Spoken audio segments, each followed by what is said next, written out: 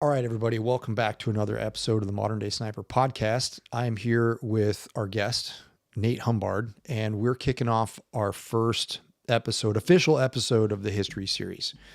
And in these episodes, we're going to get into a specific influential individual that relates to the history of our nation of riflemen or in the sniping world, meaning it's pushing the craft forward, or it's a fledgling portion or birth of the craft. And we're going to talk about these individuals. So I'm knocking this introduction out here, so that way we're getting it done before the podcast even starts. And if you guys are in the Modern Day Rifleman Advantage program, you guys are going to get access to the first 45 minutes of the conversation. And that's not going to be part of the actual episode. We were just kind of talking about stuff that we wanted to talk about beforehand, and it's kind of a behind the scenes look. So enjoy the episode, guys. We're super stoked for it. I'm really excited for the conversation with Nate. We're going to be talking about Lewis Wetzel, also known as Death Wind from back in the day. And this is we're talking about like the French Indian War time frame. Yeah, he was born in 1763, and that was the year the French Indian War ended. And obviously the revolution started in 1776. And the war that he was born into and spent his lifetime engaged in was roughly called the Border War. And it was the border between West Virginia. Didn't exist then, but that's where it is now. Virginia and Ohio, the Ohio River. And it was over treaty rights, whether or not the colonists could go onto the eastern or western side of the Appalachian Mountains. And so he was born into that, and he spent his life fighting for colonists and their rights and their safety. And it was both those big wars. The British utilized that border war for their interests, whether it was French Indian War. They used the colonists against the Indians and the French. But then later in 1776, when it was the British against the colonists, they used the Indians against us, the colonists. Mm-hmm. And so, and even after the war ended, the revolution in 1781, that border war continued until 1795, when finally we had a big enough of a victory to end it.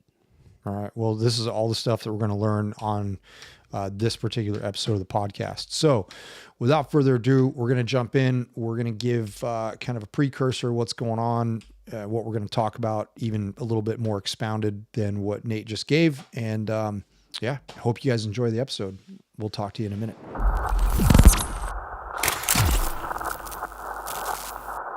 So what do you want to talk about before we even jump in? Is there anything that you want to go over with me before we jump in, or? Yeah, I'd like to go over try to give some context to the environment this guy was born into and lived. Mm-hmm. So like I was just saying, it's called the Border War, and it was an ongoing war from basically the 1750s clear through to 1795, where basically as colonists were moving over the top of the Appalachian crest and onto the western side into the Ohio River Valley, we were having problems with Indians, and it's no wonder. And there was various treaties signed on both sides, and the tribes were not in alignment with each other. So once one treaty was signed, another Indian tribe would sign a different treaty. It would make that treaty kind of precarious.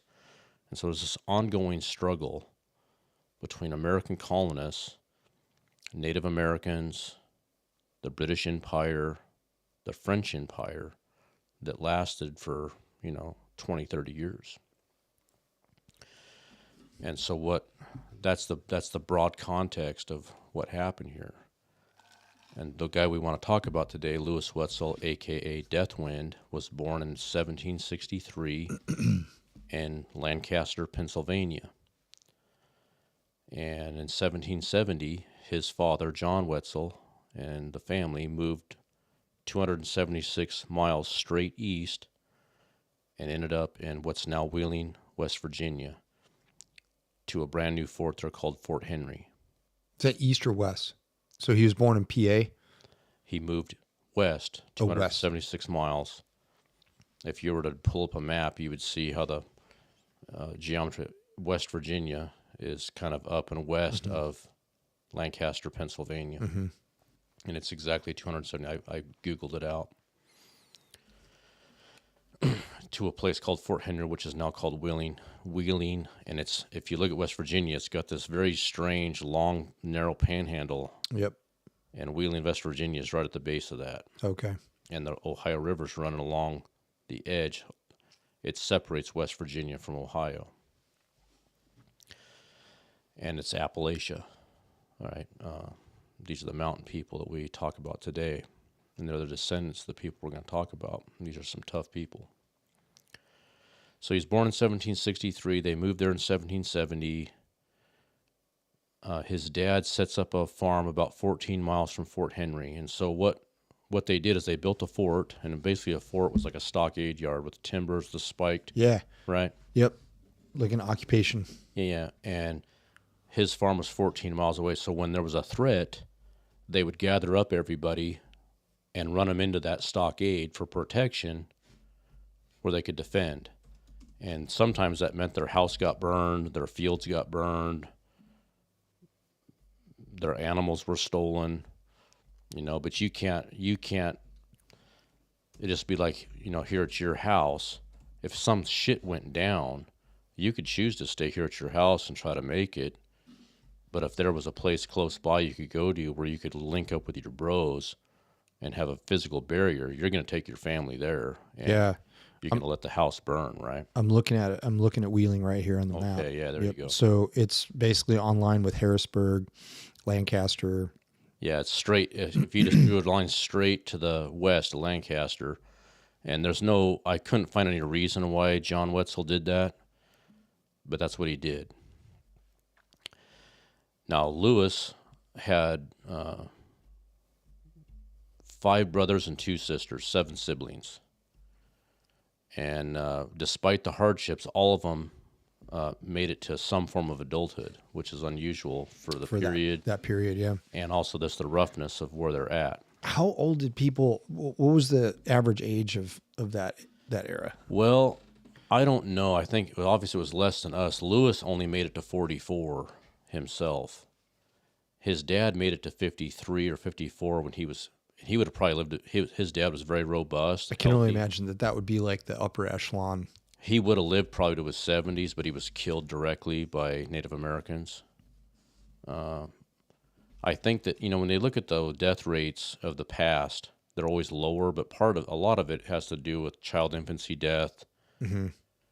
I think once a person made it through adolescence into adulthood, they had a fair chance of living about as long as we do. Probably not quite as much because of the health care and stuff we have. But it would have been probably one of the lower of the world, because these guys were on the edge of the frontier where there was no support. There was a lot of violence and enemy contact. So anyway, 1770, they moved to Wheeling, West Virginia. Dad sets up a farm, and they're going along and going to make a start out here. His dad was from German stock. His mother's name was Mary Bonnet. She was a Flemish Huguenot. And John Wetzel was a Palatine German. So they're basically German, because Flemish is up kind of on the German border there. Yep. And Huguenots are Protestants, and that's German. So I would say it's safe to say that he's got German stock. Mm-hmm. They lived fairly isolated, like I said. They lived 14 miles from the fort, and they were subject to frequent raids from Native Americans. So they're living out in the wilds. Yeah, the fort is 14 miles away. John has set up a farm, close enough that he can get back to that fort if he needs to. But even then, 14 miles is oh man, the trappers, they used to, like, it would blew my mind when I finally Yeah. like realized, and those guys would cover 30 plus miles a day Yeah. out in like Missouri. Right. Well, they were the Dutch Well, East India Trading Company and then trapping organizations and all that stuff. But so like 14 miles is a half a day. right.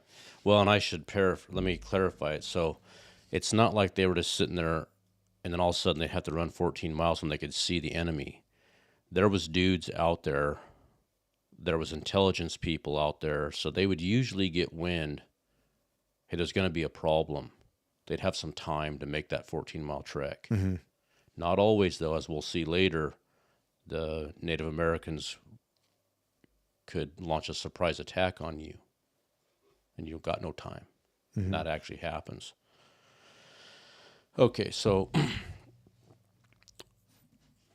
in roughly October 1774, his father John and older brother Martin, they fought in the only major battle of what is called Lord Dunmore's War. Now, at this time, Lewis is still a minor, and he didn't participate.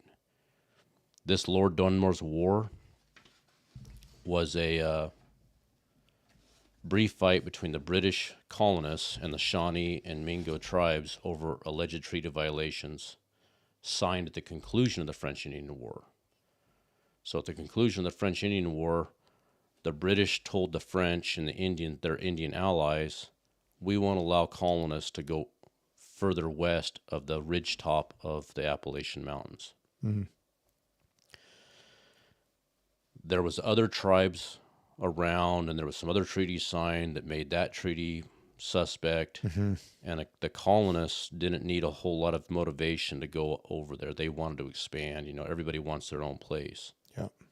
And you'd much rather go, if you're a poor person like John Wetzel, who used to be an indentured servant, you want an opportunity to go have your own thing, right? So over the hill they went. This creates this Dunmore War. The father and his older brother went. They survive it. Dunmore, the one battle they had there at Point Pleasant, which is south. If you look at the map again, if you go straight south from Wheeling, you'll see Point Pleasant right along the river there. About maybe halfway down the state, you'll see Point Pleasant right there on the river. That's where the battle happened, and the Indians lost, and so the colonists were allowed to come over the top. Yeah, Point Pleasant. That's quite a ways south. Yeah. It's probably just as far south as they traveled west. Yeah. From Lancaster. Yeah, from Lancaster. So they were allowed to create a settlement. Okay, so in 1778, a few years later, when Lewis was 13 years old, he and his little brother Jacob were kidnapped from the farm by Wyandotte Indians. And the word is that Jacob was already outside playing, and Lewis just left the door of his father's home, and he looked, and there was a rifle pointed at him from the corn crib. And so he jumped back in shock, but not in time to avoid the bullet. The bullet smashed him horizontally across the chest here and actually reportedly knocked a piece of his breastbone out. And these two Indians... So this is Lewis Wetzel. Lewis Wetzel got shot at age 13 right off his front porch. Two very robust, athletic Indians jumped out and grabbed both boys and packed off with them. And 2 days went by of travel. They crossed the river to the west, and Lewis decided that he'd had enough and was determined to escape. And because he had a lot of pain from that wound, but he knew from just growing up there that prisoners that made too much fuss or raised hell just got tomahawked. Mm-hmm. So he did not whine or complain about his wound at all. He didn't want to be tomahawked. And because they were so young and had not resisted, the Indians did not bound them in any way. They figured they were far enough away that the boys probably don't even know where they are. They're going to have to stay with us. And so he waited till they went to sleep. And then he very carefully woke up his younger brother Jacob, who was only 11, And he said, "Hey, we're DDing out of here."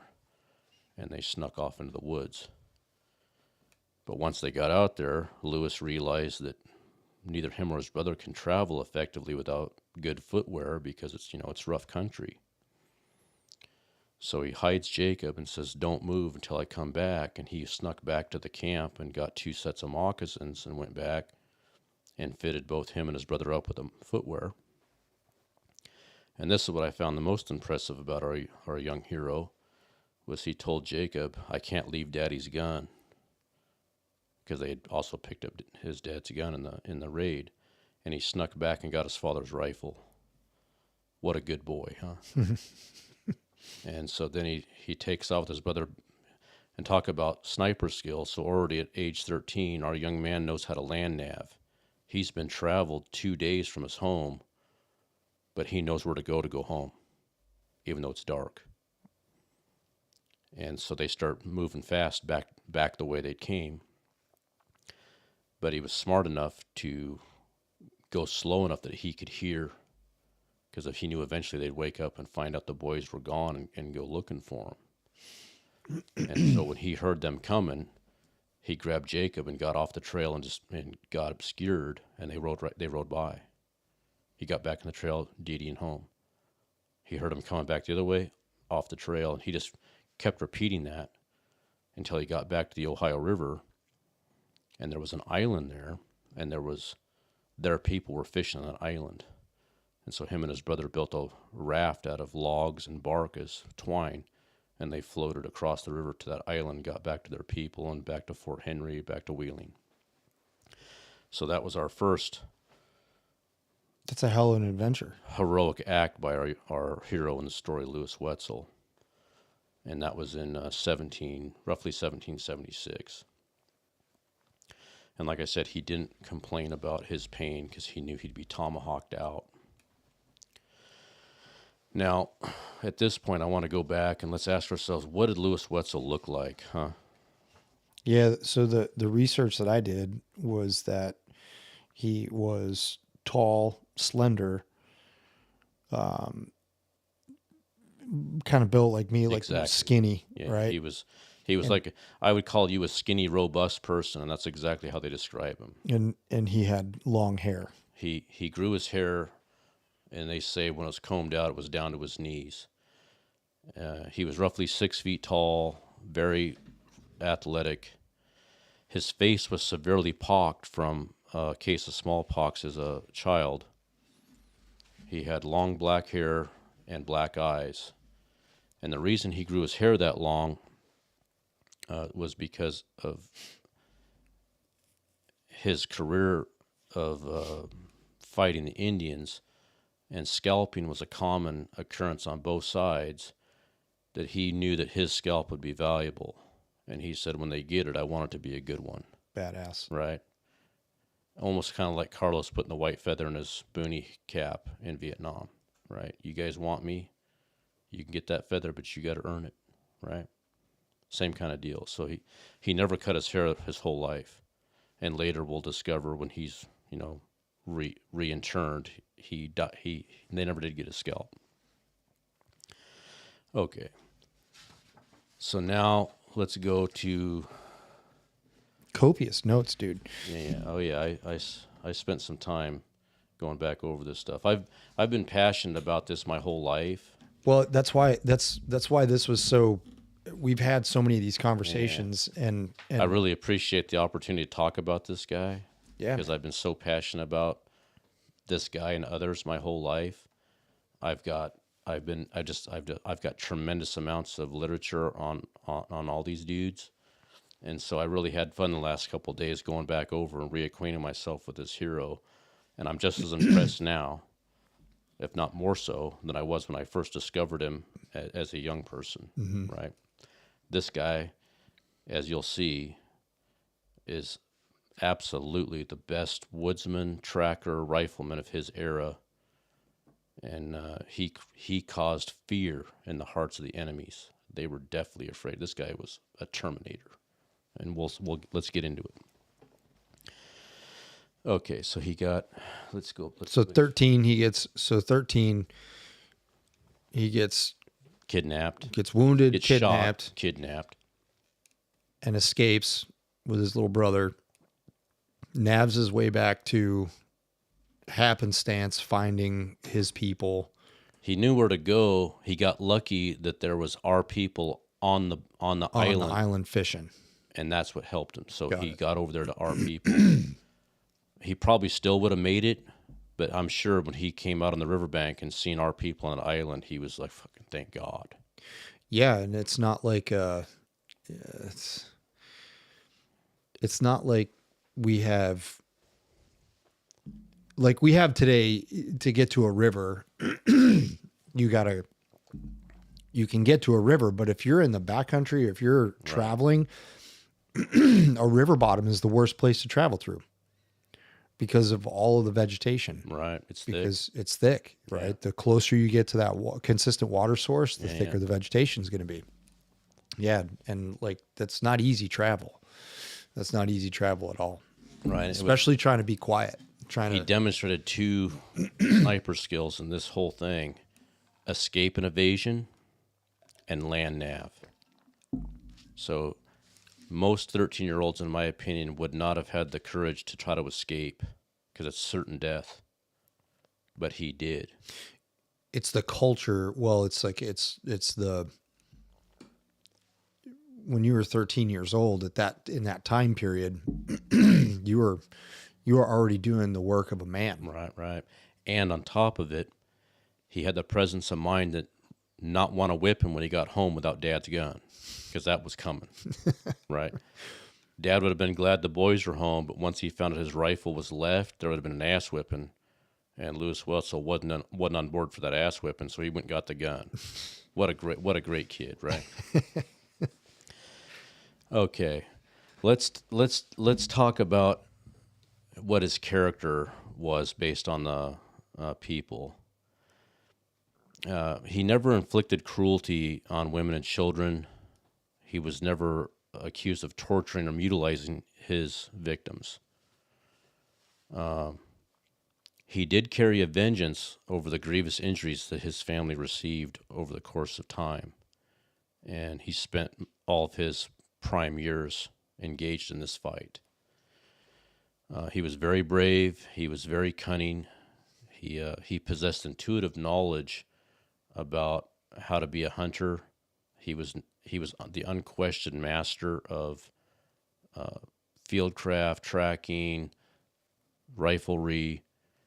He was just in his time, he was a legend in his own time, as he grew to be an adult. He had keen discernment and judgment. He was quick to act off information. In your guys' field, it's one thing to get the information. It's the other thing to synthesize it rapidly and know what to do about it. And he was good at that. And you'll see that later as we go over some of the exploits. He was an expert with a knife, a tomahawk, and a rifle. And again, he was universally regarded as the best scout, woodsman, and rifleman of his day.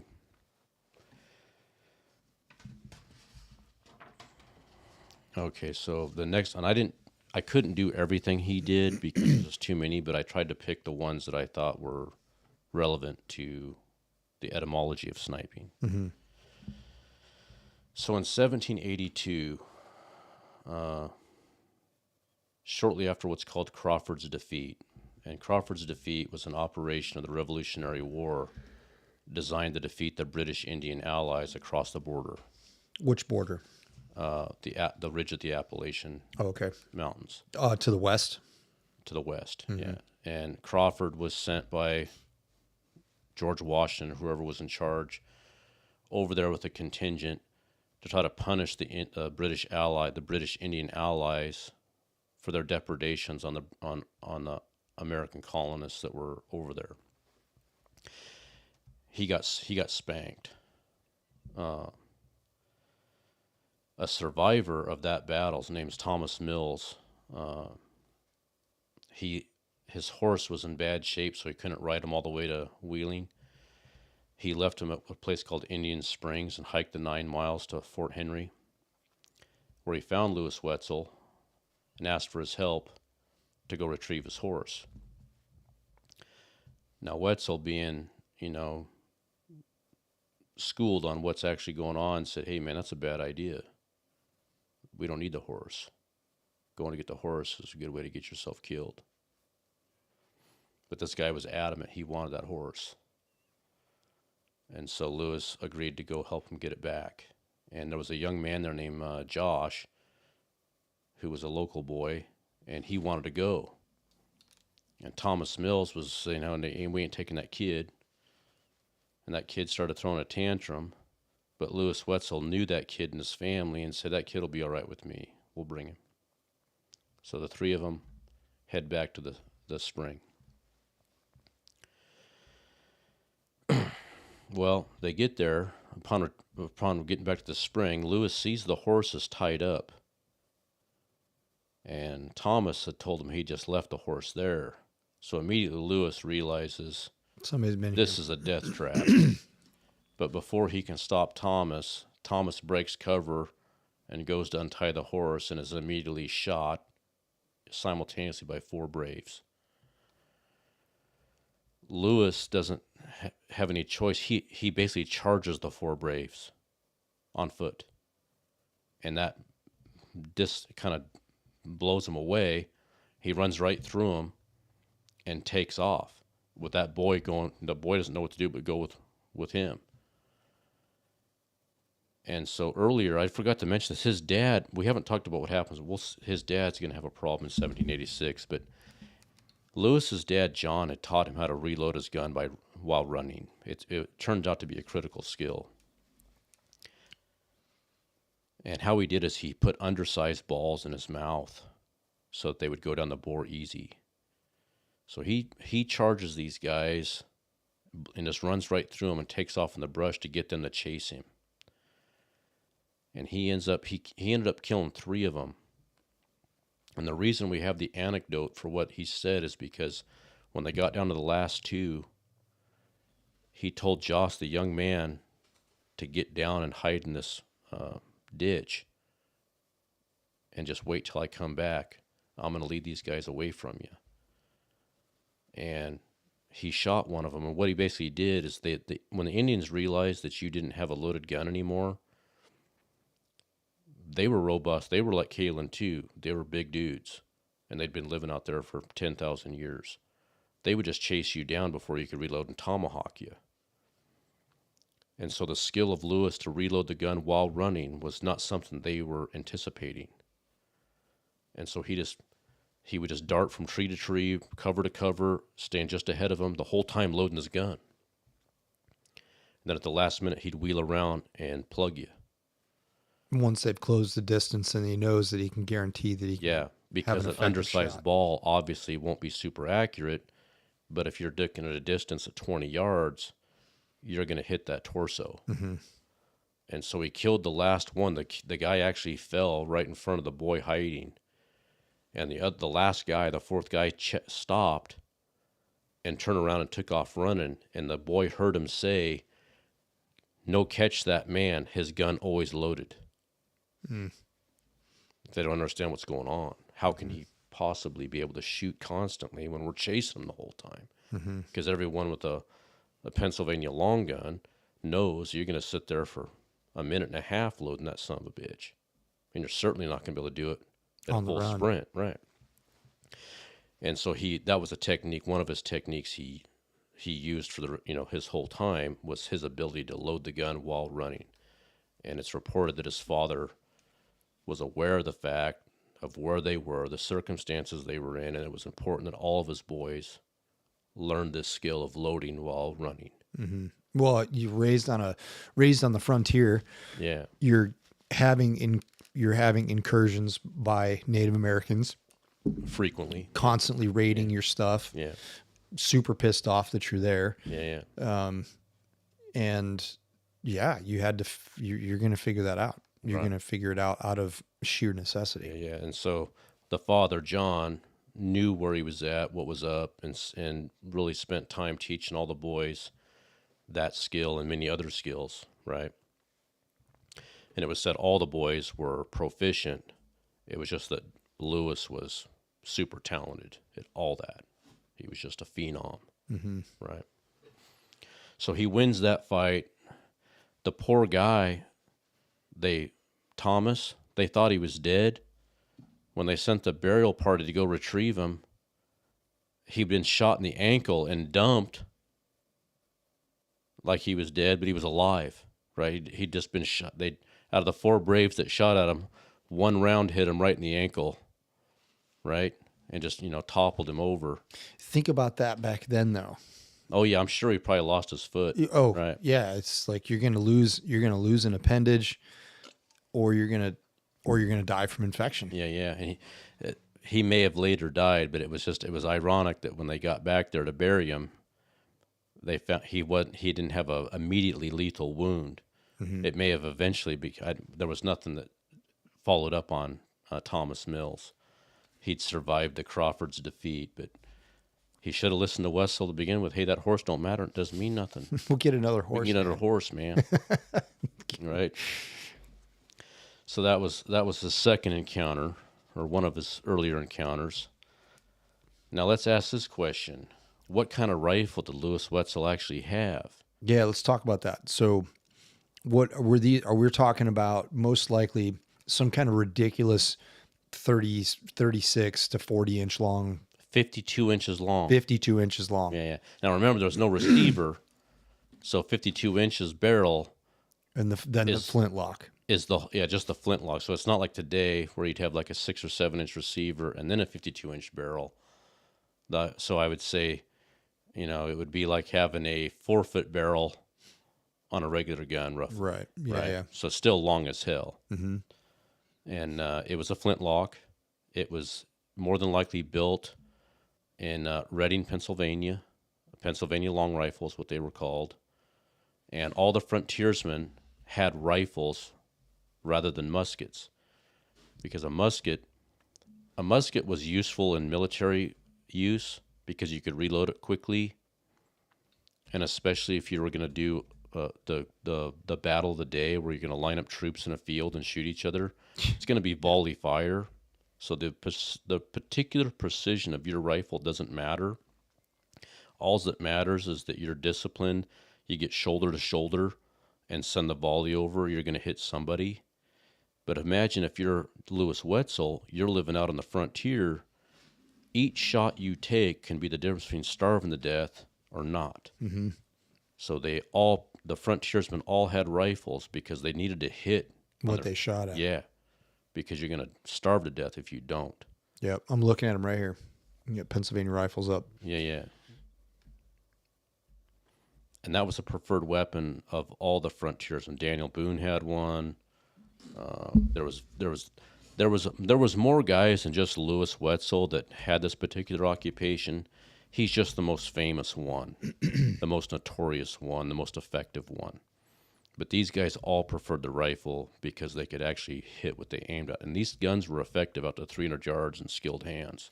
What was the caliber? 52 caliber. 52 caliber. And it was round ball. Mm-hmm. There was no conical bullets yet. Those didn't come until later on in the Civil War. But versus a musket, they could load I think that 52 caliber round ball read like 225 grains, 250 grains, something like that, with a patch. A skilled rifleman could hit a man-sized torso at up to 300 yards every time. So it's like a huge improvement over the musket, mm-hmm. right? With a musket, you're down to like 50 yards on hitting a man-sized torso. Mm-hmm. So they all had the rifles. And how Lewis did the running game is his dad must have taught him, hey, they had some undersized balls, no patch. So he's running, he's got a powder horn, right? Normally you'd have a pre-measured charge, you'd put it down the bore, you'd have a nice precision cut patch that you greased, you'd put your ball in there, and it would be perfectly fit, so it would take a little force to put it down there. But when they all had these balls in their mouth, the Wetzel boys that were undersized, so that in a pinch they could get a ball in there lickety split. Yeah, all they had to do is just use the ramrod to get the ball seated. And right. It would go down. Mm-hmm. And they didn't even, normally you'd put the powder charge in the barrel, and then you would open the frizzen and put a little in there. The boys learned just to smash their butt on the ground and it would make some of the powder in the barrel go into the frizzen. So Wetzel's running like mad, and he's not just running in a straight line like a dope. He's looking at, he can tell where they are, and he's putting cover between him and them. So he's darting from tree to tree, rock to rock, bush to bush. The whole time he's getting his gun loaded, right?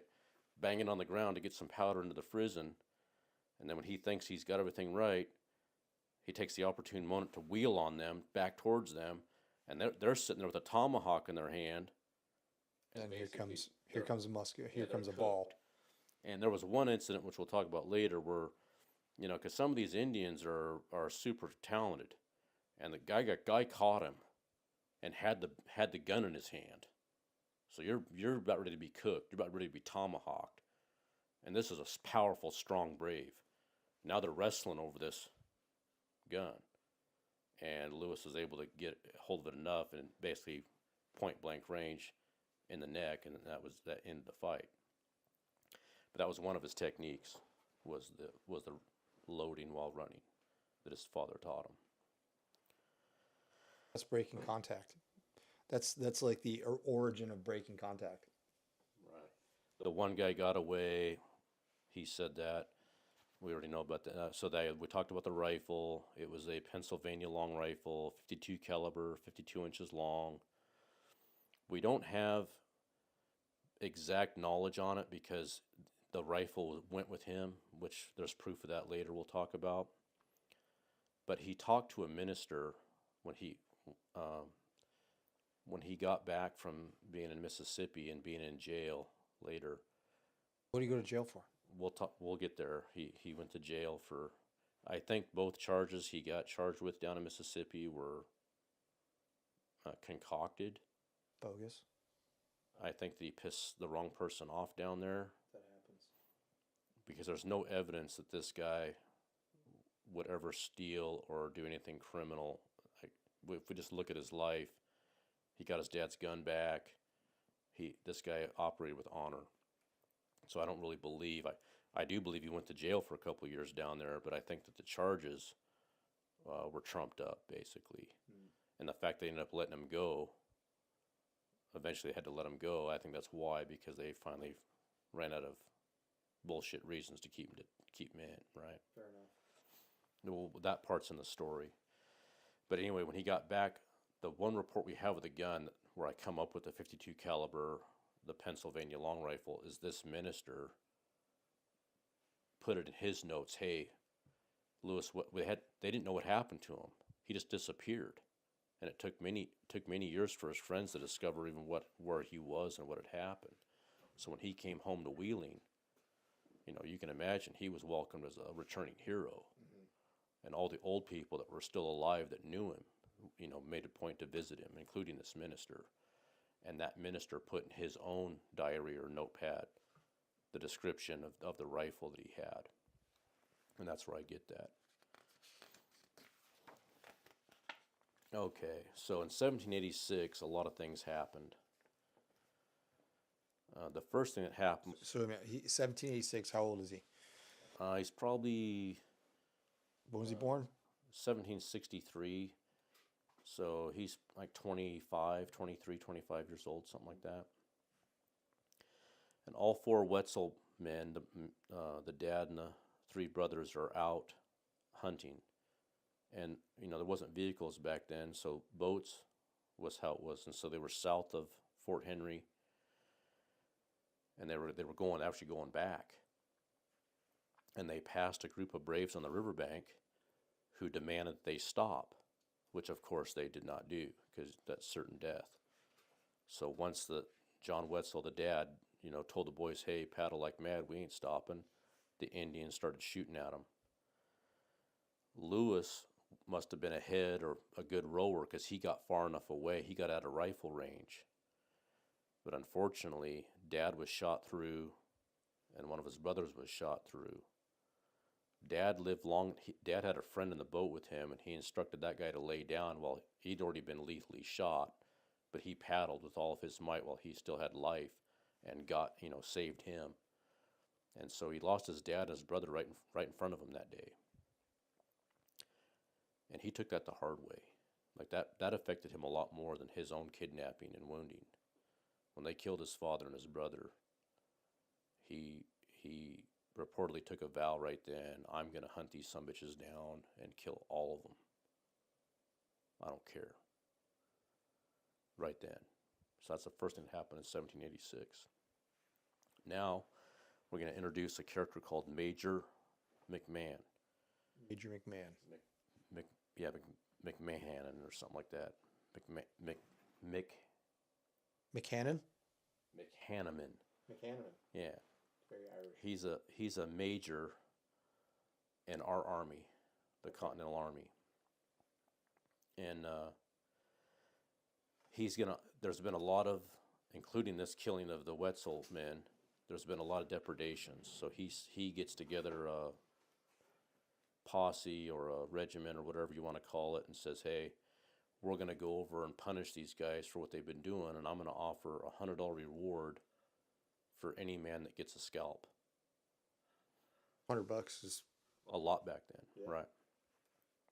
And so he gets 20 volunteers, including young Wetzel, and they cross the river, and they find a camp of about 20 of them, and then they shit their pants, and they talk themselves. They say it's too many.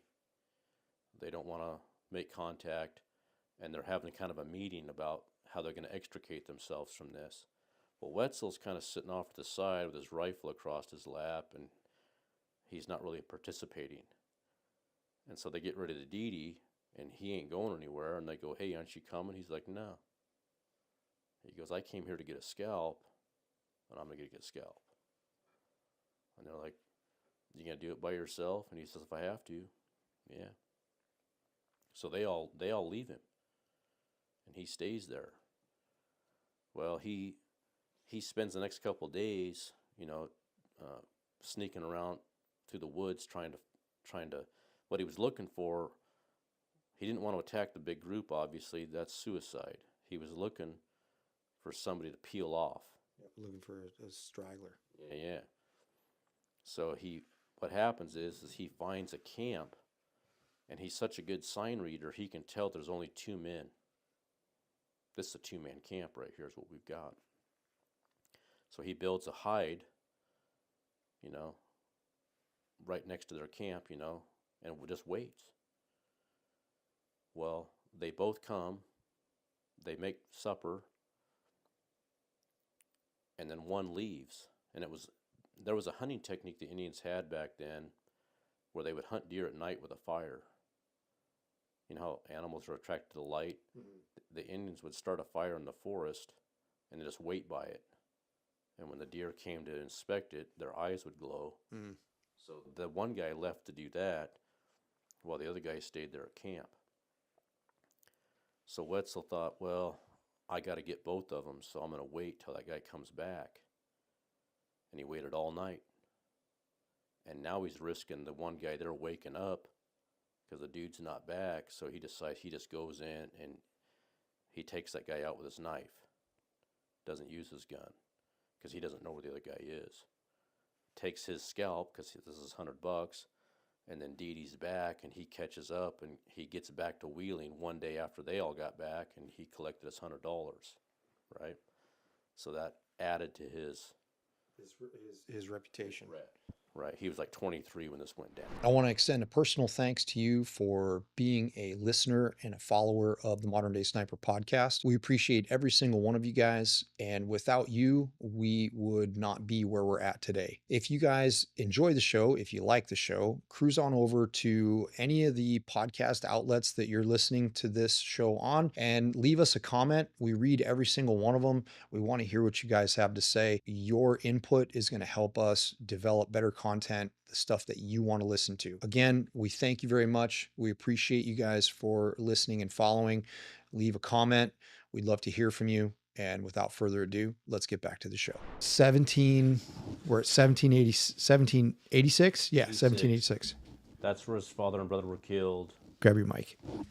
That's where his father and brother were killed that same year, and that was the same year that he went with Major McHanaman and got the $100 reward for the scalp to punish the Major McMahon's idea was to punish them. They had to have some repercussion for their depredations.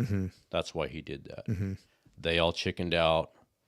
Wetzel continued on alone and actually got the job done. So At least one of them. he got the one. That's what he needed for his $100, which this added to his rep. And so he becomes kind of a known badass. So he's doing vigilante stuff. Oh yeah. Yep.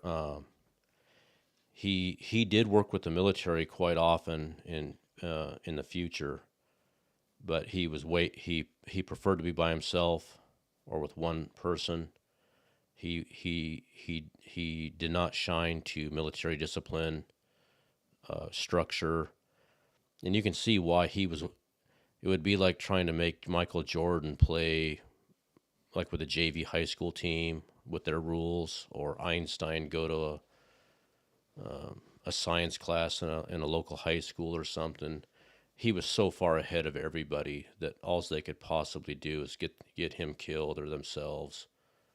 It wasn't even close, right?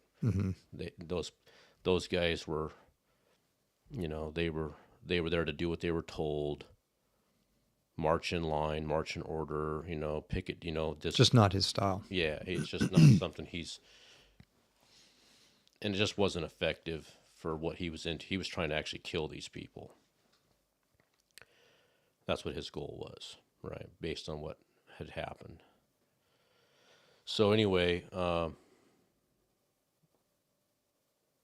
there was another example where we actually missed it when he was younger, when he was about 16. Some horses had been stolen from a neighboring family, and the men had rid past their farm, and Dad wasn't there. John wasn't there. And so Lewis, being loyal, said, "Hey, Dad's not here to give me permission. I'm not going with you guys." But they kept haranguing him, and eventually he took his dad's mare and went with them. So they catch up to these guys. They find the horses, but they had wore their horses out in the process of catching the Indians. So they stole the horses back that they had lost, and then decided, hey, to leave their horses there so they could get a blow. And they had done that with Lewis Wetzel's dad's mare. So now they're laying that on him, and he's like, "You bastards, you talked me into doing this, and now you want me to leave my dad's mare?" He goes, "There ain't no way I'm leaving. I'll get an ass whipping." Well, a horse's life. Yeah, he goes, "I got to have that horse." I mean, people were hung for stealing horses. Yeah. And so he sits there and argues with these adults. They're basically telling this 16-year-old boy, "Hey, F you. We talked you into come with us. We're going to leave your dad's horse, and your ass whipping don't mean nothing to us." Why are you trying to make your problems my problems? Yeah. But eventually the two guys that were mainly responsible for making him go do this decided, "Hey, we'll go help you get your dad's horse back." So when they go back, guess what? The Indians are back. The two guys that were supposed to help him bail and leave Wetzel there by himself. And this is one of his other stratagems that we'll see that he uses all the time as far as deception. They've got each other pinned, and everyone's afraid to move because everyone knows they've only got one shot, and everybody's trying to get the other guy to shoot. If you can get the other guy to shoot, then you can just attack him. Yeah, they can close the distance. Yeah. As he's trying to reload. So he takes his cap off his head and puts it on a stick and very slowly creeps it around the cover as close to how it would really look with your head as possible, hoping that they'll fall for it and shoot at it. And they do. They shoot at the cap. He jumps out with his actually loaded gun, blows one of them away, and then attacks them with his knife and tomahawk and kills the other two, scalps all three, jumps on his dad's mare, and rides back to the party with the horse and 3 scalps. Savage. He's like a 16-year-old boy when he does this. I had jumped past that on accident. So this guy at an early age just demonstrated tremendous ability to fight the way you have to succeed, right? Now we're going to go to 1789. There was a guy named General Harmer, and he was sent by the army out there to try to create peace with the natives. And as a result, he had recruited several,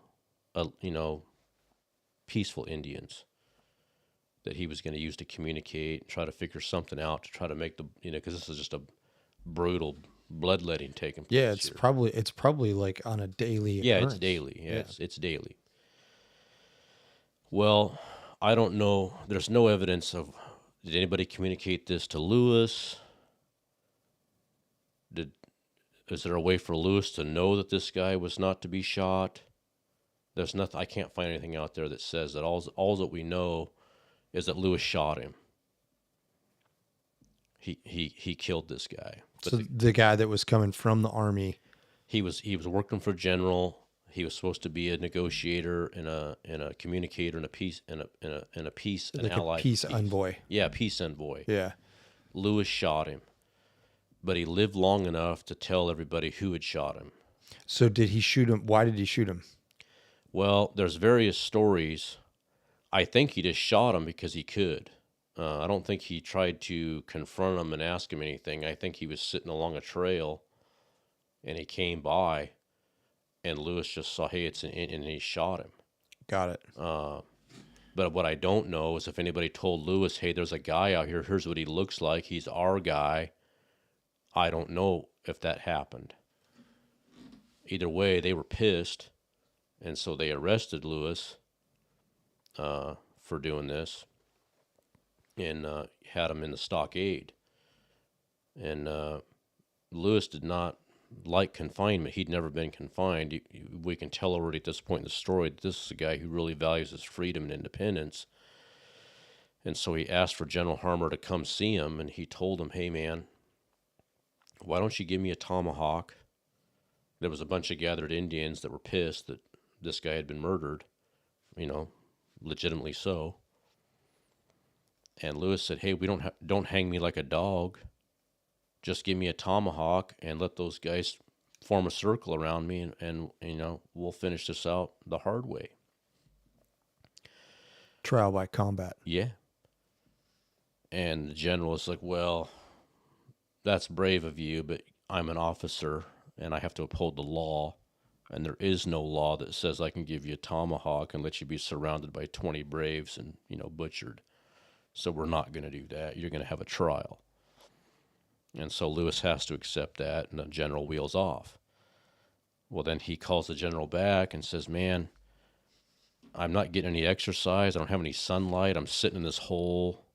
Can you at least let me out, for an hour a day or something to get some exercise? Well, and the general says, yeah. Reasonable. That's reasonable. So he looks at the guard and says, listen, take off his ankle shackles, once a day, and let him come outside with him and let him exercise and walk and run and whatever, and then, put him back in. But don't take off his hand shackles. And, oh, by the way, this is one bad son bitch. Don't fuck up, Solid rules. Yeah. Well, Lewis had a appreciation for human psychology, it would seem. So the first day he was let out, the first thing he did is sprint off like he was going to run away, but then would suddenly stop and come back like it was a joke. And he did it every day. And he kind of lulled this guard into thinking, hey, this is Lewis's game. When he sprints off from me, he's really not going anywhere. He's fucking with me. And it's completely reasonable to think to yourself that this guard probably actually likes Lewis Wetzel, believes in what he's doing, and thinks that the reason he's confined is horseshit. Sure. Yeah. Right? He could be a total sympathizer. Yeah. Either way, after several weeks of this, almost like a Pavlov conditioning, Lewis runs off and never comes back and is gone. And once he's in the wood line, you're dealing with the bad son bitch. You're not going to find him. So the general deploys Indians, soldiers, everybody, and they don't find him. He finds he knows everything. He knows the terrain better than everybody. He knew right where the brushiest, thickest place was. He went right there and got himself lodged. And at one point, there was 2 Indians standing right on top of his hide and didn't have a clue where he was. And they wheeled off eventually. He waited till dark and slipped out. Now, the problem is he's on the Ohio side of the river, and he doesn't have any known friends on that side. But he does know of one friend who's on the Virginia side that's right on the riverbank that he can't swim that river with those cuffs on his hands. He'll just drown. Otherwise, he just would have swam the river. Mm-hmm. So he does a long circuitous route and he's trying to avoid all the hunting parties, and he gets directly across the river from his friend, but he can't yell out because there's everybody out looking for him. And so first he waves his hat at his friend. His friend doesn't, his friend's over there like working on a field or something and doesn't have a clue. So then he grabs like a log and he starts slapping the water. And that is taking a risk still, because anybody paying attention would think to themselves, that's not a normal sound, but it's not near as alarming as a voice. Oh, yeah. So Lewis Wetzel once again had good judgment. He got enough noise to get his friend's attention, but not so outrageous that it made the hunters come looking for him. Are there beavers? And I don't know if there's... No beavers for sure. So yeah, beaver tails slapping the water is a normal sound. Could be a natural sound, right? Yeah. So either way, his friend sees him, immediately gets in a canoe and goes over and collects him, cuts his shackles off, provides him a rifle, a blanket, provisions, and now he's back free. And he's on his side of the river. He goes right back to wheeling. Of course, he's embraced by the community, and he kind of thinks this is over with now. Well, General Harmer's pissed and sends out a captain with a contingent to arrest him. And where they catch up to him, they're actually having a rifle match. And the townsfolk, see what's happening beforehand, and they get out in front and tell Wetzel, hey, they're coming to get you. So the people just said, hey, they want to come get him? Let them come. We're having a rifle match. We'll let them have it. But that same guy, remember Major McMahon, the guy that that guy got wind of this, and luckily said, hey, we're not going to kill fucking U.S. soldiers. Yeah, right. We've only been an independent country for like 5 years at this point. We don't need no dust up out here in Jerkwater. He goes, give me a chance. And they trusted him, right? He's been a guy, and they said, okay, you go talk to that captain. So Major McMahon goes to that captain and says, hey, man, you ain't taking Wetzel today. You go down there, you're going to die. And all your men will, too. And then George Washington's going to fucking have to come out here. Right. It's going to be a shit show. So that captain was smart and said, yeah, let me get out of this and get away. So he went back and told, the main general, Harmer. Harmer still was pissed, but he bided his time. And so Wetzel thinks it's over. He's not hiding from the law or nothing. He's going around his normal business. And they catch up to him, like a couple months later, and they in an army unit, got him, and they put him back in the stockade. Well, now all the citizens, like hundreds of dudes, show up where General Harmer lives, like at his house, like with pitchforks and guns and torches, and they're like, listen, you want to put this guy in jail for killing one Indian that may or may not have been our ally, when they're killing our people every day. Where's the priority here? And so what you're going to do is walk away, get him out of there, or and their exact words were, we're going to disturb the peace, which I think he translated to mean my house is going to be torched and I may be swinging from a tree. Large possibility of Right. that. So he decided that Wetzel deserved a pardon. He let him out, and they never had to deal with that again. As far as the law up there in Virginia, and that leads us to right after that one of, I think, his most heroic act. It's called the Dunkard's Creek Massacre. Lewis was out hunting. When he wasn't fighting Indians, his primary occupation was hunting and trapping because people needed food. Yep. And he was really effective at that. So he was forever out in the woods bringing back ducks, deer. Back then there was all kinds of stuff living back east. Wolves and bears were there. Elk were there, right? Today it's mainly whitetails and black bears are still there, but back then everything was there. Mm-hmm. So that's what he primarily did if he wasn't fighting. And he was out doing this one day, and he ran into a young acquaintance, a young man that he knew, and they say is possibly even related to him, might have been a cousin. And so this young man invited him back to his farm to have supper and to visit with the family. And Lewis accepted that. And so they weren't in a hurry to go home, they didn't perceive any danger, so they took their sweet time going home, hunted on the way. But when they eventually arrived back at this young man's homestead, they found it burning and everybody murdered. Now, this young man is not on Lewis's level. He's not a trained killer. Lewis rapidly reads the sign and realizes what's gone down here. We've got 3 Indians and a white guy. And not only that, they have taken a female hostage from this house.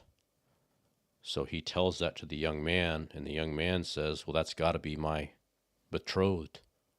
She's the only young girl here. Everybody else is in the house, smoking. And the kid's like, what do we do? And Lewis says, we're tracking him down. We're going to get her back because it's obvious she's still alive. So he follows the trail, even though they tried to hide that trail. The Indians were skilled like him and took pains to hide their trail, but they didn't fool him. And he followed them long enough to divine where they were going. Once he figured out where they were going, he left the trail because he wanted to beat them. He wanted to get out in front. And they were going to that Ohio River. So he took this kid and went cross country as fast as he could go to try to beat these guys. When he got to the river, he found her footprints, which that means it's them for sure because it's unusual. But he didn't beat them. They got across the river. So him and the boys swim the river, and Lewis fully expected to continue the trail, but when he crossed the river, he found that they were camped just inside the wood line. And so they get up by the camp. Now the boy, like all young men everywhere, wants to attack right now. Wetzel's like, no. In the dark, I could lose one, and no one's going to survive this. So there's 4. There's 4, 3 and brave, a hostage and a girl. Now she is tied up and tied to a tree, and she's laying in the fetal position, whimpering and moaning. Little does she know that she's under the watchful eye of a super predator, and the fucking people that have violated her are basically dead already. But she had to suffer all night, probably thinking, hey, I'm done. Imagine her mindset. I've been captured by these people. It's just a matter of time and under what circumstance. Yeah, I'm going to be raped, brutalized, and, dead. And I'm already across the river. No one's going to come get me. Mm-hmm. What she doesn't know is that the super predator is right there. She's already safe. She just doesn't know it yet. He's waiting for the daylight to come. What he was concerned about was that in the dark, a guy in the melee, a guy could slip out on you and you would have a hard time getting him. Mm-hmm. In the daytime, he knows that nobody's going to get out of this. And so he tells that kid, he says, hey, in the morning, when I tell you, you shoot that white guy, you leave the Braves to me. And I interpret that like this. I think that Lewis was so skilled at reading sign that he'd already made the call that that white guy was a pilgrim. He could tell by how he moved. He didn't move like the Braves. He wasn't worried about him. That's why he let the boy shoot him. Mm-hmm. Because even if the boy missed, he wasn't going to be a problem. He wasn't going to be a problem. As big of a problem. Right. And so he told the kid, hey, you shoot him. I'll worry about the real enemy. And how it worked out, the white guy and one Brave stood up early to stoke the fire, and both took a shot and went down. The other two Braves just jumped up and went and got into the woods to try to get an assessment. They were hit by surprise. They don't know how many people are on them or what. Mm-hmm. But what they don't know is that the super predator's on their ass, and he immediately goes into the woods after them. He tries to get them to shoot first because that's the ideal scenario. That's his tactic. Yeah, but they're too smart. They won't shoot. They're waiting for him to shoot. So he just says, screw it, and just pitches a shot out in the boonies to give them the idea they can attack. And that works. He just flubs a shot out there. That makes both of them turn and come back towards him, and he takes off and implements his tactic. Reloads, kills the first one. Reloads, kills them both. Kills it. He's killed everybody. The boy, after he'd shot the white guy, he immediately went to the girl and, released her from her bounds and stuff. So then Lewis scalps everybody, and then they go home, right? Piling up. Yeah. And so that was one of his last major encounters. He had another one when he came back from Mississippi. So let's talk about that. So what was he doing down in Mississippi? Well, as the Indian War was winding down, there was less and less need for him. The people weren't as scared,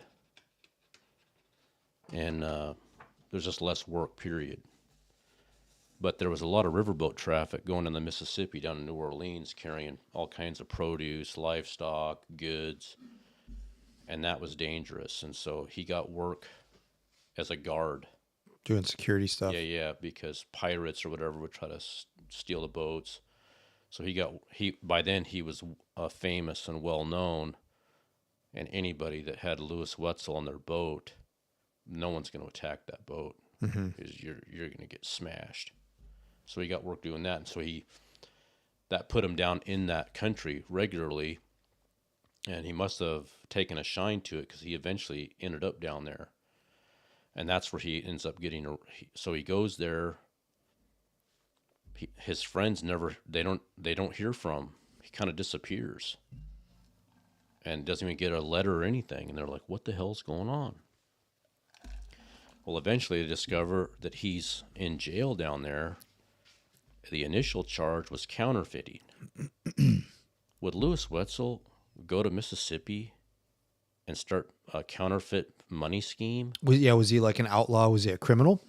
Yeah, no. No, he's just a dude that was on a lifetime long fatwa against the people that killed his family. Yeah.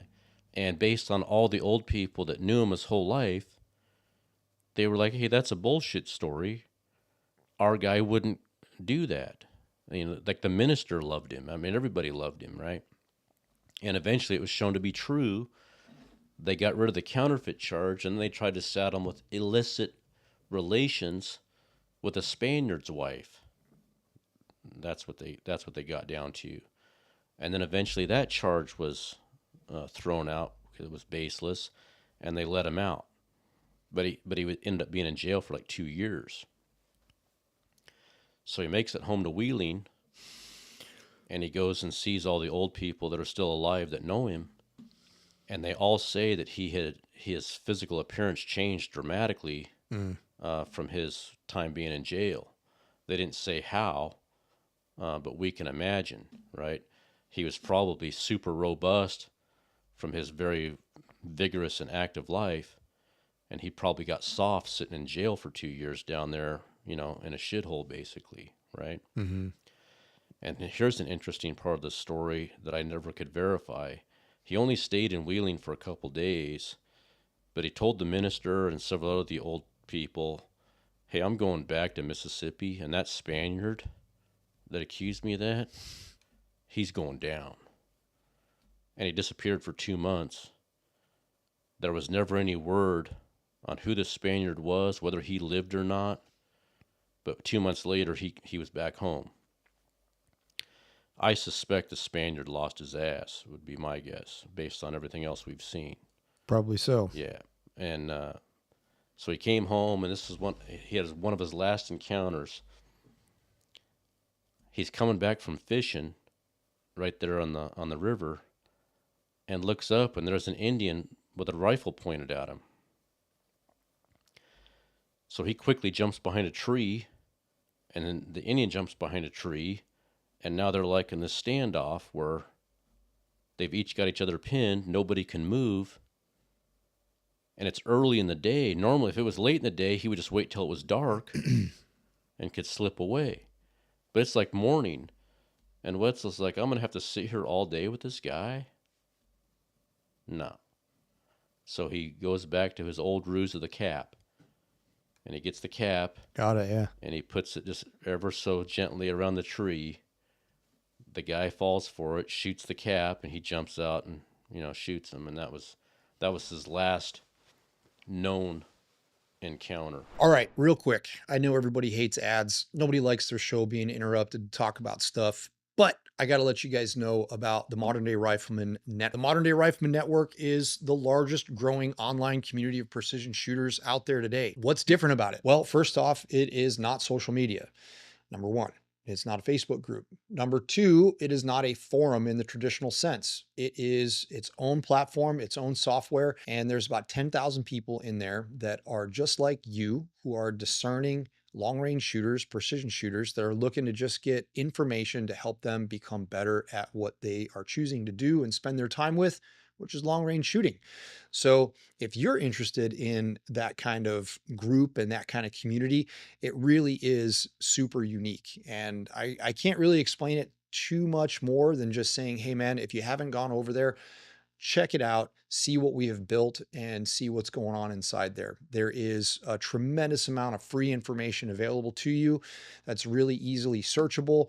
And it's really, I'm a little bit biased, but I think it's really well organized and easy for you to find the information you're looking for. So on top of Modern Day Rifleman Network, on the free side, we also have our monthly subscription service called Modern Day Rifleman Advantage. And inside that, you're going to get access to about 4 hours of content a month, as well as monthly dry fire drills or daily dry fire drills, training sessions, and another internal community inside of that. It's like a Patreon thing on steroids, right? We have tons of information in there, and our content vault inside the Advantage program goes back like 5 years. So there is so much information in there. It's kind of mind-blowing when we look at it.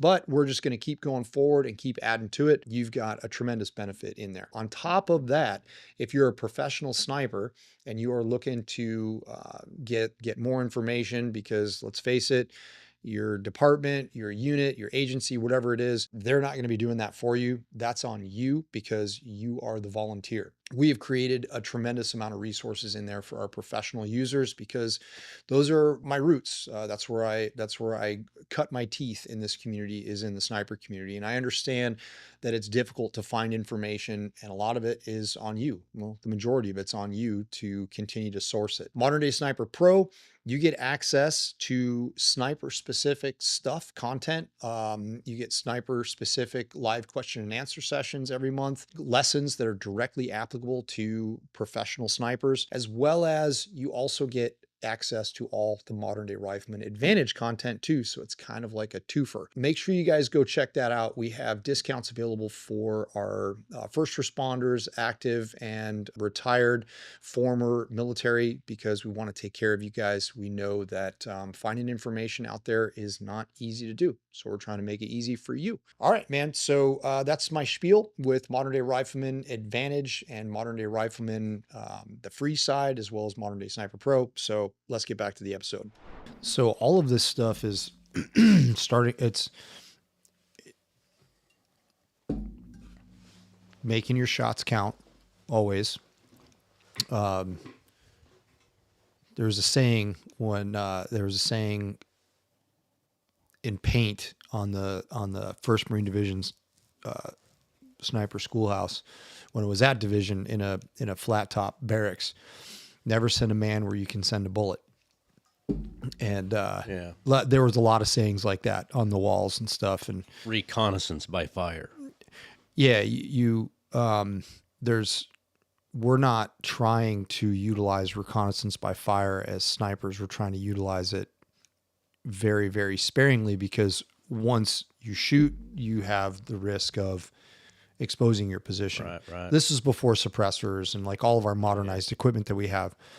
So, but shooting a rifle that's accurate, like a Pennsylvania rifled rifle, right, allows that range to be extended out to 300 yards, which is 250 better than the normal soldier's rifle at that point in time.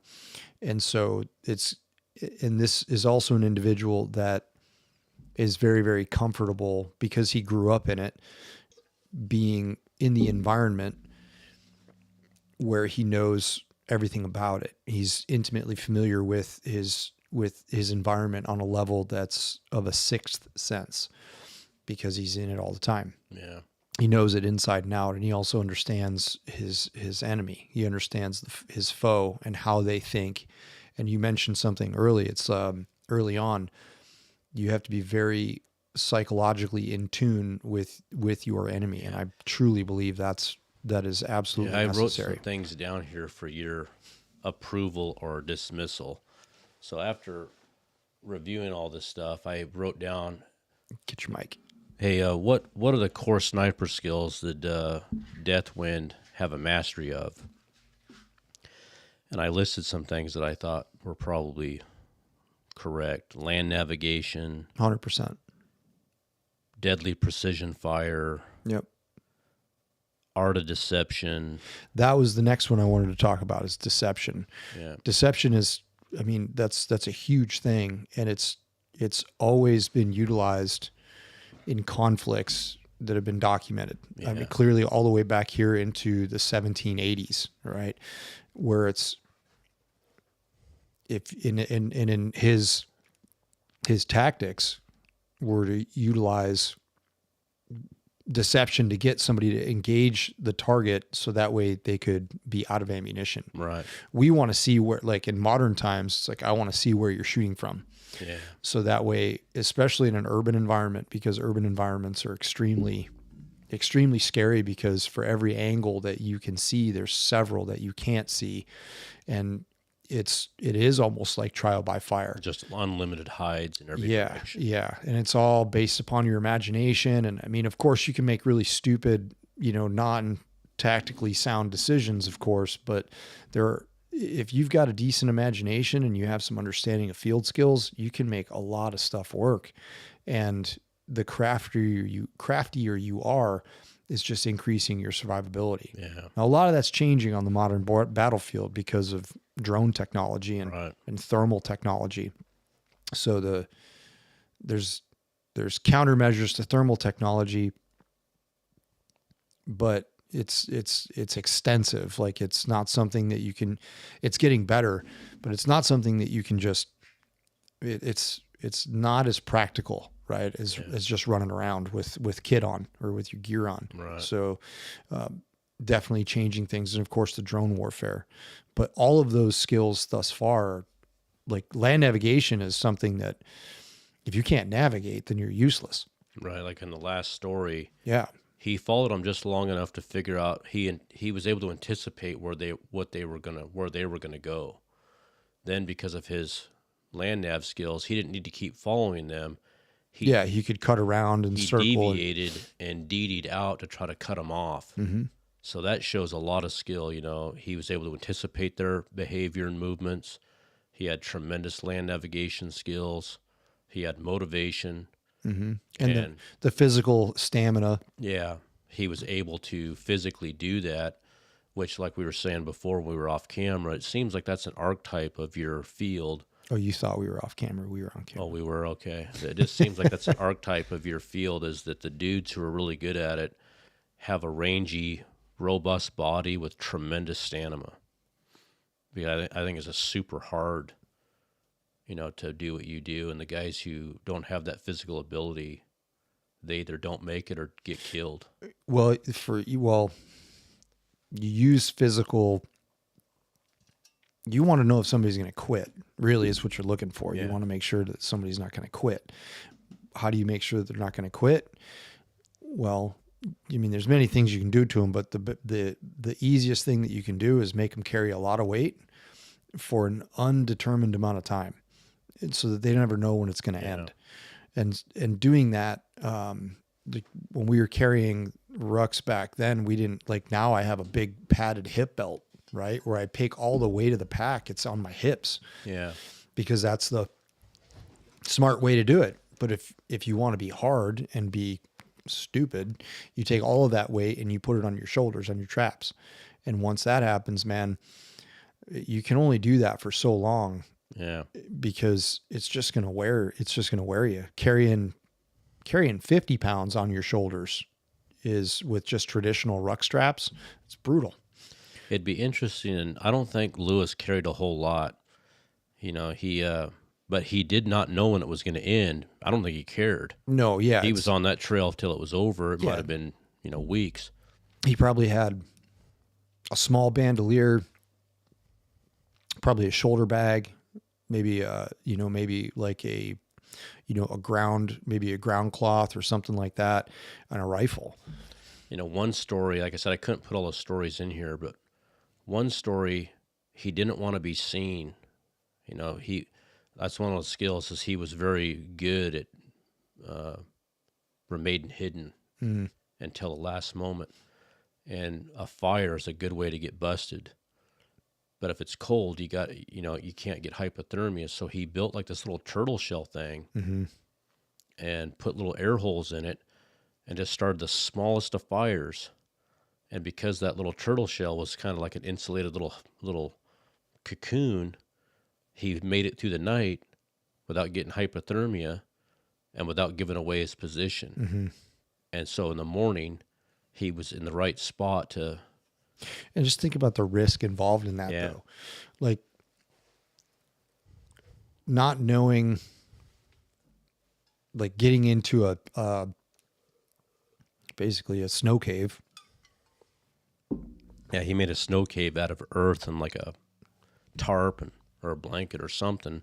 Right. And he got I in gotcha. there. Yeah. I gotcha. So, yeah, I mean, you don't know, like, what do you, like, when you open the door or whatever thing it is that you're in the morning, you're going to look how many times he sat outside someone's camp and waited for that dumb son of a bitch to get up. Right. And so this guy wasn't afraid. I mean, I think he thought, that's why his hair was that long. He's like, hey, my scalp's up for sale too, You son of bitches get it, it'll be a good one. Right. Yeah, So I think he was totally aware I could die at any time. for sure. Yeah, and he was cool with it. What else you got down there? Let's see, where did I stop here?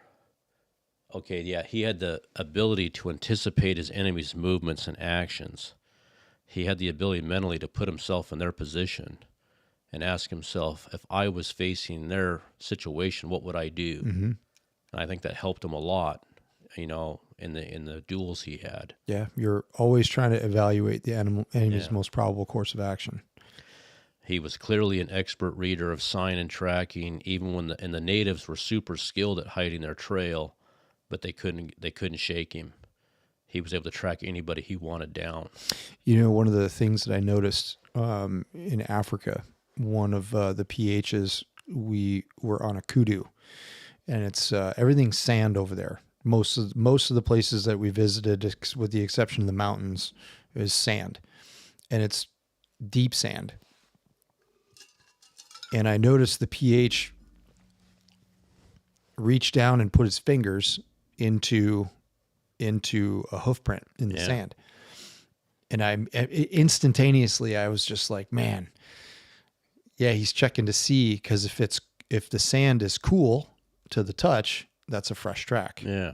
Because then I stuck my finger in the sand, and as soon as you get a half an inch under the top layer of sand, it's cool. Yeah. It's Okay. cool to touch. But if you reach in there and put your fingers in, and the sun has already heated that sand, that track is however hours old. Yeah. Yeah. And so, I mean, that was, and they can follow, they have that skill that they can pick a track out and they follow that track, and they know that that's it. Yeah. Yeah. And I think the natives obviously had that, and Lewis learned that. Oh, of course he did. He was able to do that, so he could track anybody, no matter how subtle the sign was. And it must, just like I watch them on, if you could watch a hunting show or something in Africa, the natives there can track anything, anywhere. It's unbelievable. Yeah, right. They're very skilled. Yeah, yeah. Yeah. And when I go out in the woods, I can see a print, of course, but if I tried to, unless there was snow on the ground, Yep, I couldn't track an individual animal out across our country. Not our landscape. Yeah, yeah. It'd be, there's two. I mean, it's hard. It'd be hard, He had the ability to remain hidden and unseen at all times. He was very concerned with concealment and cover. He never was foolish about exposing himself. So that's another skill I think that's critical.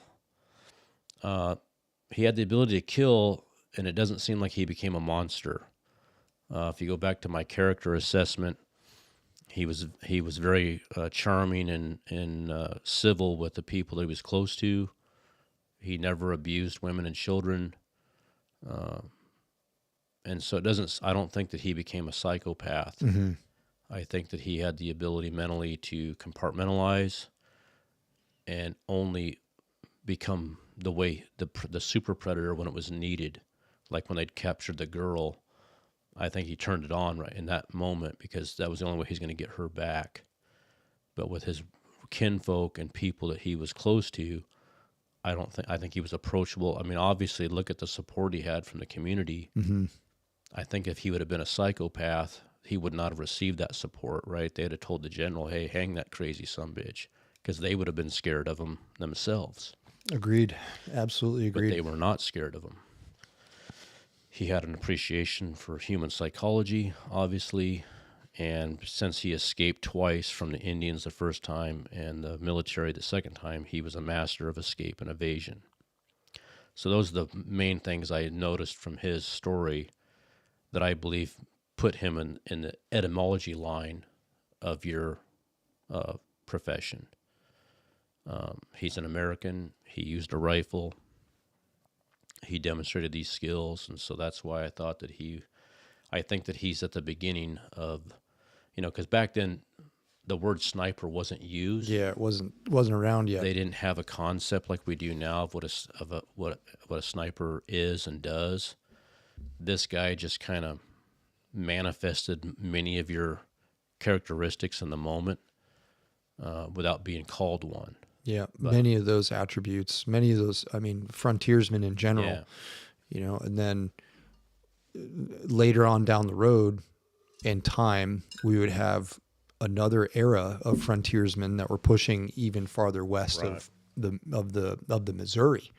Right. And so you've got, the character Jeremiah Johnson, right? The quintessential frontiersman trapper. That movie ruined my life. It ruined my life too. It absolutely did.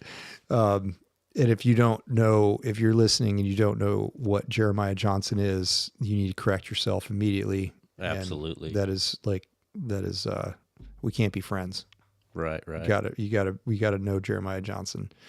So again, like a soldier, the story of a soldier saying, you know what, I don't want to do this anymore.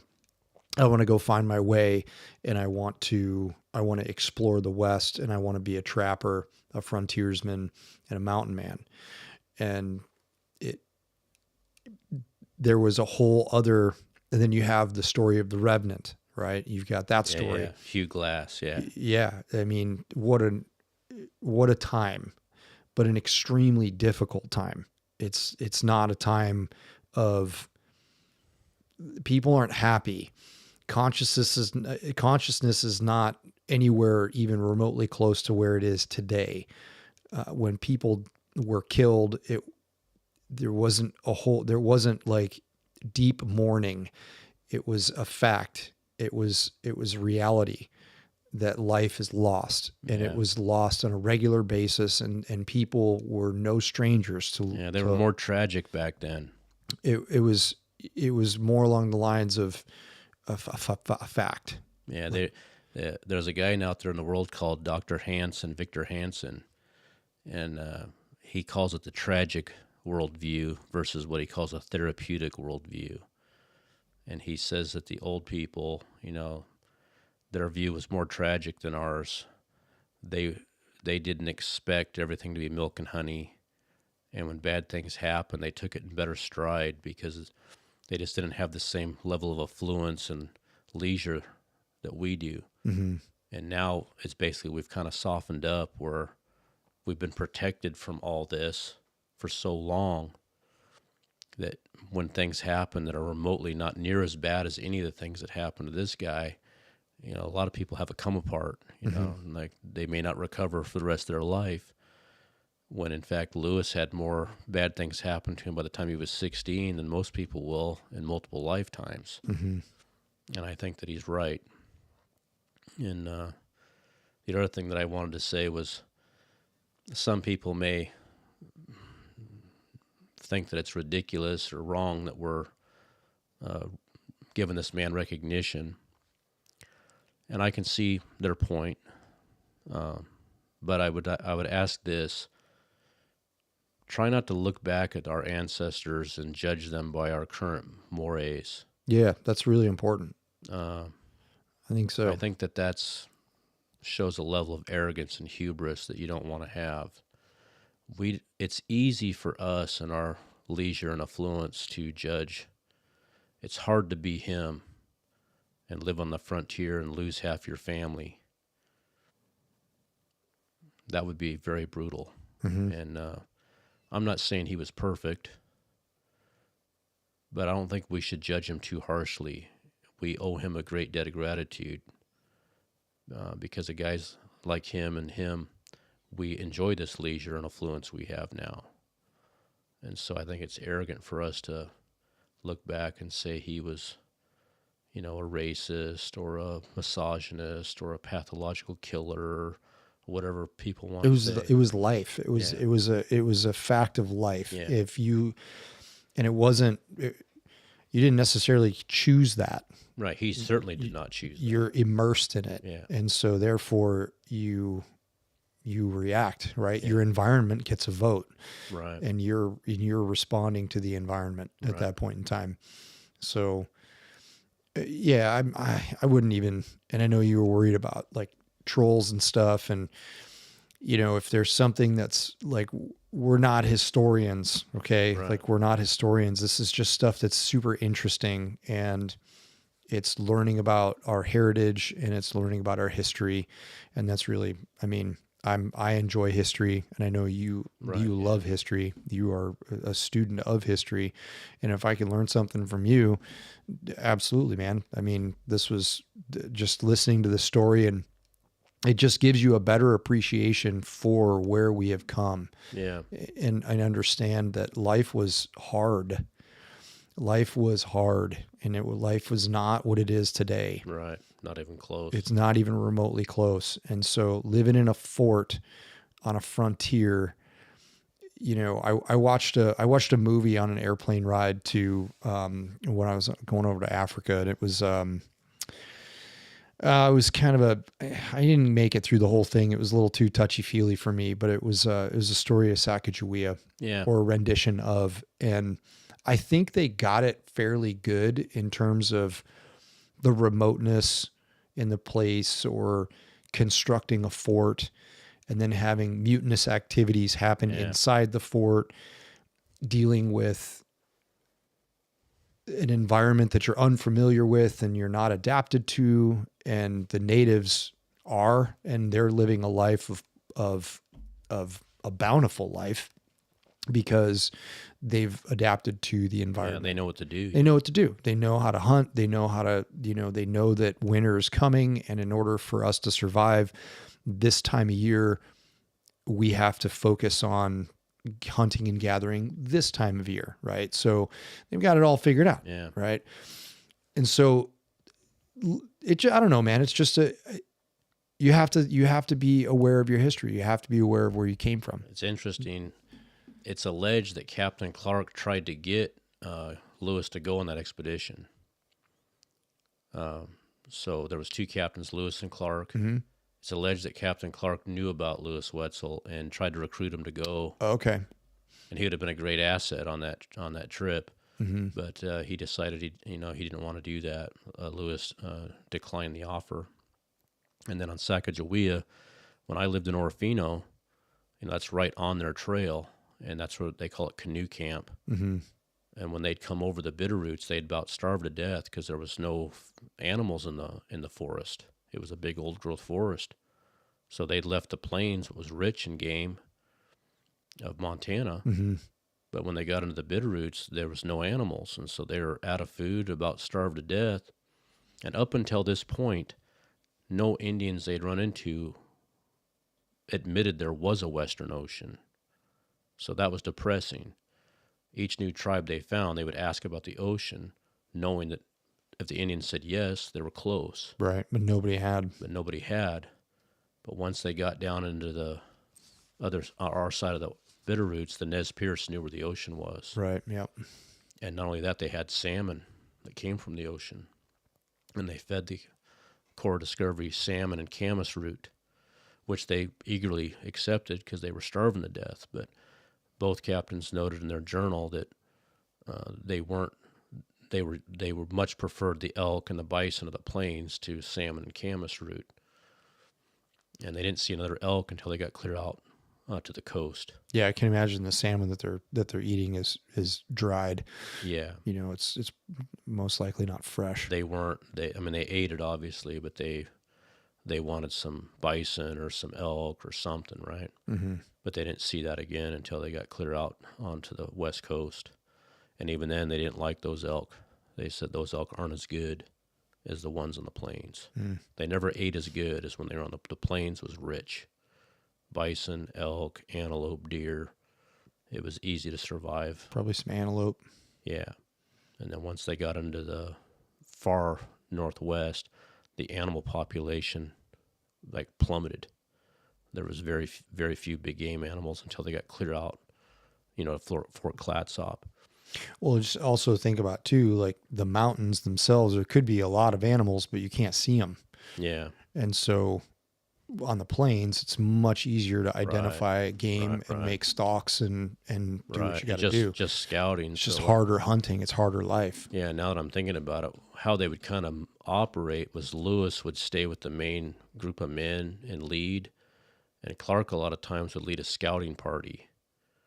So like if you're out in the plains, Clark can go for miles and miles in every direction and find stuff, versus in the mountains, you're going to be forced to take certain trails. Yeah, it's where Clark can't get out and find anything. Just imagine being in the Little Natchez, right, and being like, I got to get to Seattle. Right. Exactly. That's some shit. Yeah, and then a funny story, I thought, when they got to the beach, Sacagawea had come the whole way. She had a baby. I think they'd already gotten rid of her husband by then. He was a clown. I can't remember his name. He was a French dude, troubadour or something like that. The captains didn't like him, and he didn't make it. I don't think he could deal, because even though he was her husband, they were like, no, you're going to work, bud. Mm-hmm. You're going to do what we tell you, bud. And I don't think he could hack it. Anyway, he didn't make it. But when they got to the beach, they built the fort, and now they're going to make the final push to the actual, beach line in the ocean. And the captains are organizing the party, and they're not putting her in it. And she once she realized they weren't going to take her, she got in front of one of them and said, "Listen, you ape, you hauled me across this whole country and you think you're not taking me to the ocean? I mean, I was laughing. That's what a girl would say, right? And the captains laughed and said, you know what? You're right. You're come with us. You're going to get to... Right. And one of them drew in his journal that she did what a girl would do, a 16-year-old girl. She took her moccasins off and she traipsed back and forth in the waves, just like if you were to take your wife or girlfriend to the ocean now would do. Mm-hmm. And I thought that was pretty interesting. Man, the stories and the history, it definitely takes you back. Like Cass gives me shit all the time. She's like, imagine that. You're going to think that you're going to think about what this country looked like in the 1800s, right? What did this upper valley look like, right? What were I do know for a fact that the grasses that we have now are not what they were. Oh. They were feet tall, Yeah. right? Extremely thick. If you want to know, there's a book that Snipes Mountain. Snipes Mountain Brewery. That's named after Ben Snipes, who was like the Bill Gates of his day. He was the biggest cattle rancher in America. He was like the richest man in America, and he was right here. And his cattle ranch basically stretched from the Tri-Cities to Ellensburg, the whole Yakima Valley. And he wrote a book. And you're exactly right. All the sagebrush and stuff, none of that was here. That all was introduced later by the cattle and sheep themselves. This whole valley had like 6-foot tall bunch grass in it, as far as you can see in every direction. And when he found that when he was like roughly 17, and he thought to himself, this is a cattleman's paradise. And so he brought the cows, he got them from Oregon. You know, they had to swim the Columbia, no dams. And it's a cool story. They would slide off the back of the horse, you know, right off the saddle. And the horse, if you leave him alone, will swim that river, right? And they'd hang off the back and hang onto his tail and just let the horse go. And all you got to do is hang on. Now, you better hang on. That's the Columbia, man. Yeah, because if you let go, you're done. Yeah, man, that's the Columbia. And so he had this Indian guide named Job who taught him that. And yeah, they would just slide off the back of the horse, you know, to let the horse have more mobility and just hang on to his, you know, their tail's like 4 or 5 feet long. And he'd kick right across that river, haul you out on the other side, and you'd mount up and off you'd go. Man, yeah. Well, dude, this was a lot of fun. I enjoyed this. This is a good history lesson. So I'm looking forward to the next one already. And well, let's talk about what you want to do. What do you? So we're at like the turn of 1800, and so we've got the War of 1812, right? We got that, and then we have the Civil War. Now, do you want to jump that far ahead, or do you want to? Because even though this was during the Revolutionary War, it was kind of focused on the border war of what would be the Western frontier at that time. Mm-hmm. There was a guy named Daniel Morgan who was actually in the Continental Army. Yeah, we talked about Daniel Morgan. Let's hit that one. I think we should, because I think he's squarely in the etymology chain of your career field. Those guys were snipers, like it was a thing, and they specifically were recruited and used as snipers, and the British were not happy about it. Right. That's the next one. Right. So we'll do Daniel Morgan and his team of snipers, sharpshooters. Let's do it. All right. So that'll be the next one. That'll be the next one. All right. Right on. This was a good time. Let's go eat. All right. Let's do it.